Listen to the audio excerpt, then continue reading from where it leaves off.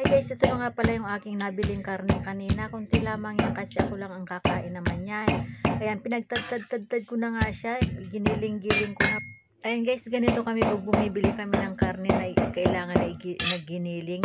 Ako na lang ang gumagawa ng giling-giling. Ayan, minikos-mikos ko na siya kasi mas maganda daw yan na ikaw na mismo ang mag-giling-giling. Ayan, giniling na siya. Oh.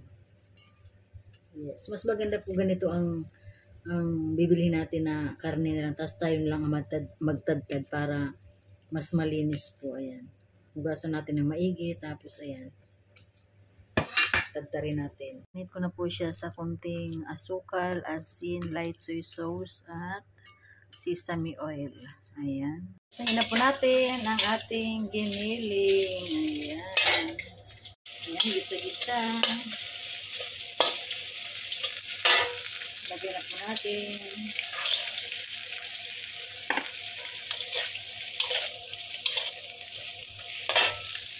Then ilagyan na po natin yung ating sinet aside namin pork. Ayan. And mix it well. Ang sarap nitong gulay na to guys. Grabe. Ayan. Ilagyan po natin ang oyster sauce. Ayan. Ayan, luto na po siya. Yes. Tikman nga natin.